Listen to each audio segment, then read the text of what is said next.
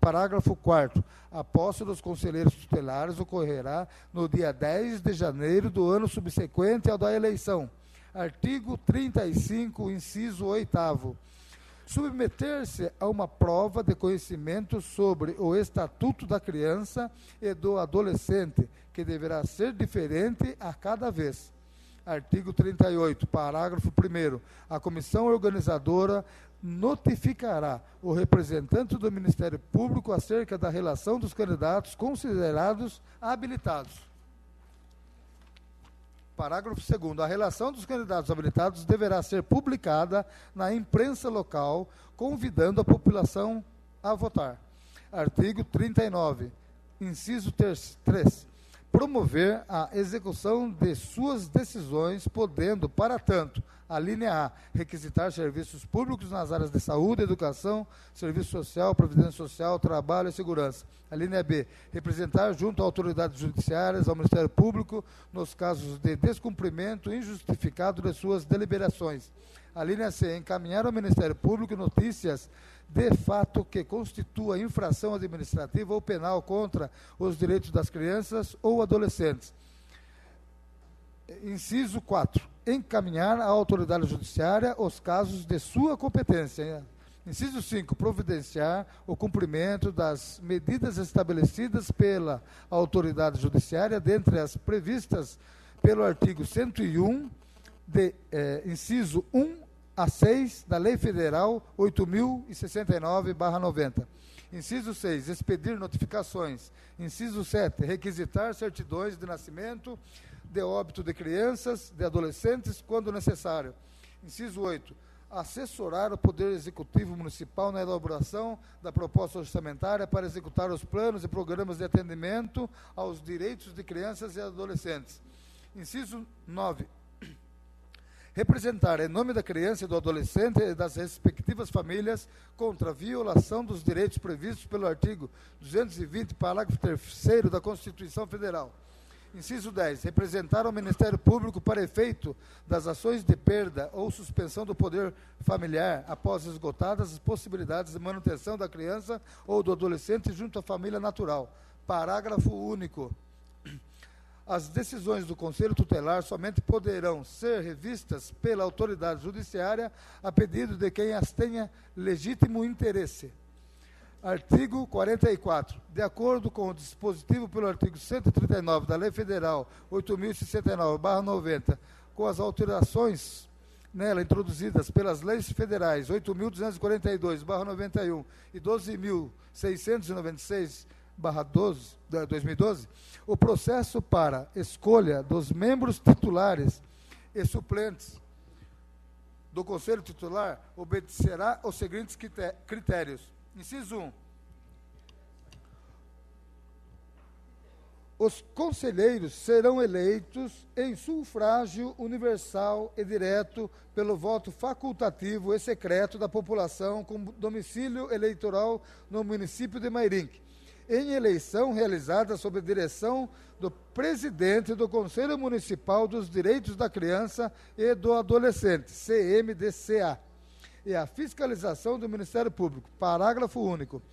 A população com domicílio eleitoral no município de Mairinque, além do título de eleitor, deverá apresentar documento com foto necessariamente reconhecido como documento de identificação em todo o território nacional. Artigo 47, parágrafo 7º. No processo de escolha dos membros do Conselho Tutelar, é vedado ao candidato doar, oferecer, prometer ou entregar ao eleitor bem ou vantagem de qualquer natureza, inclusive brindes considerados de pequeno valor.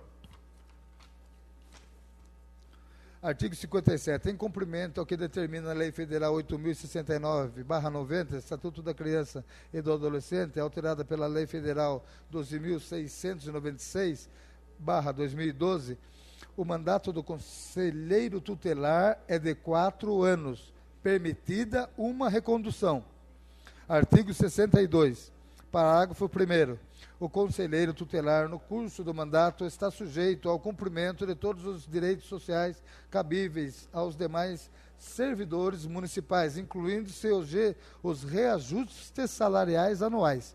Parágrafo 2. Aos conselheiros tutelares são assegurados: inciso 1, cobertura previdenciária.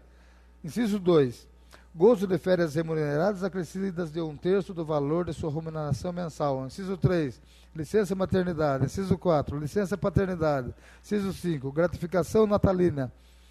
Artigo 78. O CMDCA deverá encaminhar ao Ministério Público cópia da denúncia, tão logo seja recebida, bem como dos autos de sindicâncias e processos administrativos disciplinares movidos contra os conselheiros tutelares, convidando o promotor de justiça da infância e da juventude a emitir parecer sobre o caso antes da decisão final. Artigo 89, parágrafo 3º. A decisão, qualquer que seja o seu teor, será encaminhada ao Ministério Público. Artigo 95, inciso 7. Transgredir os incisos 3, 4, 5, 7, 8, 9, 11 do artigo 73 desta lei. Artigo 98. Fica o Poder Executivo autorizado a abrir crédito suplementar para as despesas decorrentes dessa lei. Parágrafo 1º. A dotação orçamentária deverá prever a remuneração de suplentes para os casos de licença-saúde, licença-maternidade e outras constantes dos direitos sociais de que gozam os conselheiros tutelares. Parágrafo 2º. Fica garantida a dotação orçamentária para a estruturação dos conselheiros tutelares para atendimento de qualidade à população infanto-juvenil. Parágrafo 3º. A lei municipal deverá prever dotação orçamentária para o processo de formação continuada dos conselheiros tutelares por meio de cursos de formação e capacitação, seminários, congressos, conferências, etc. Parágrafo 4º. É obrigatória a destinação de recursos financeiros para capacitação dos conselheiros tutelares, a utilização do Sistema de Informação para a Infância e Adolescência, SIPIA. Artigo 2º. Os artigos 6º, 40 e 41 da Lei 2.844 de 2010 passam a ter seus parágrafos renumerados nos seguintes termos. Parágrafo 1, artigo 6º, o parágrafo único do artigo 6º passa a ser renumerado como parágrafo 6º. 2. Artigo 40. Os parágrafos único 1 e 2 passam a ser indicados como parágrafo 1º e 2º e 3º, respectivamente. 3. Artigo 41. Os parágrafos único 1º, 2º e 3º passam a ser indicados como parágrafo 1º, parágrafo 2º, parágrafo 3º e parágrafo 4º, respectivamente. Esta lei entra em vigor na data de sua publicação, revogadas as disposições em contrário. Prefeitura Municipal de Mairinque, 2 de março de 2015. Rubens Merguizo Filho, Prefeito Municipal. Aqui não, né?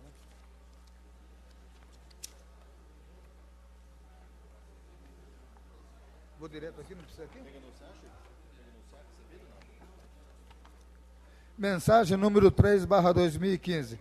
Senhor Presidente, temos a honra de encaminhar a Vossa Excelência o projeto de lei número 3/2015, que dispõe sobre a obrigatoriedade do conserto dos buracos e valas abertas das vias e passeios públicos e da outras providências. Muitos municípios têm problemas sérios com buracos e valas que são abertas pelas empresas concessionárias de serviço público e que, depois de terminadas as obras de instalação, manutenção ou conserto de suas instalações, o estrago que causam nas vias e passeios públicos atormentam, muitas vezes, por vezes, a nossa população. Muitos dos buracos e valas existentes nas vias públicas são reflexos de outros abertos por ditas concessionárias. Não bastasse isso, quando as concessionárias resolvem tapar os buracos ou fazem por empresas terceirizadas de forma precária, gerando novos aborrecimentos à população e exposição da administração pública, como se esta não se importasse com os problemas ocasionados por esses acontecimentos. Sempre que nos referimos ao serviço público, nos deparamos com o problema generalizado, um mal latente e evidente no recebimento da prestação de serviço estatal. resultando em má qualidade ou não cumprimento ao princípio da eficiência. Pensando nisso, apresento ao presente projeto de lei para solucionar esses problemas, trazendo benefícios à população e à administração pública. Pelo exposto e dos justos objetivos a serem atingidos com a medida, solicitamos o apoio dessa nobre utilidade para apreciação e aprovação da matéria em regime de urgência. Ao ensejo, apresentamos, Vossa Excelência, estimadamente aos seus pares, nossos protestos de elevada estima. Rubens Merguizo Filho, Prefeito Municipal.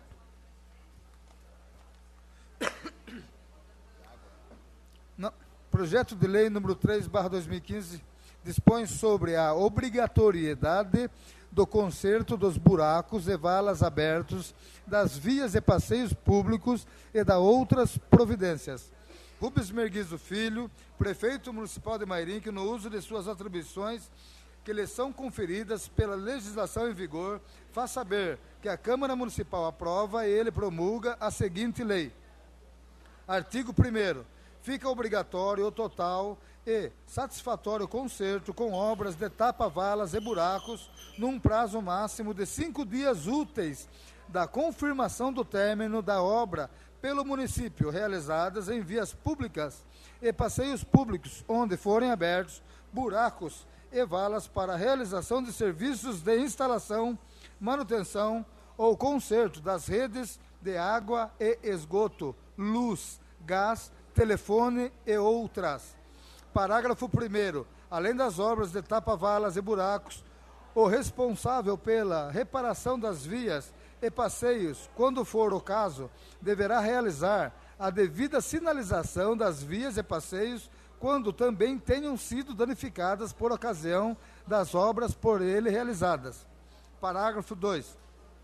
O prazo para conserto poderá ser estendido para 3 vezes o determinado no caput desse artigo, quando manifestada e comprovada a necessidade por escrito. Parágrafo 3º. As obras de tapa-valas e buracos deverão ser realizadas de acordo com as normas técnicas de execução da ABNT, Associação Brasileira de Normas Técnicas, e terão garantia de qualidade dos serviços de no mínimo 6 meses, quando realizadas em vias sem calçamento ou pavimentação, e de 18 meses, quando realizadas em vias calçadas e com pavimentação. Parágrafo 4º. Deverá a concessionária comunicar à municipalidade por escrito, com antecedência mínima de 24 horas, a realização de obras prorrogáveis em que serão abertos buracos e valas para a realização de serviços de instalação, manutenção ou conserto das redes de água e esgoto, luz, gás, telefone e outras. Parágrafo 5º. Deverá a responsável concessionária comunicar à municipalidade por escrito, com antecedência mínima de 24 horas, a realização de obras programáveis nas vias e passeios públicos, bem como a data prevista para os reparos necessários. Artigo 2º.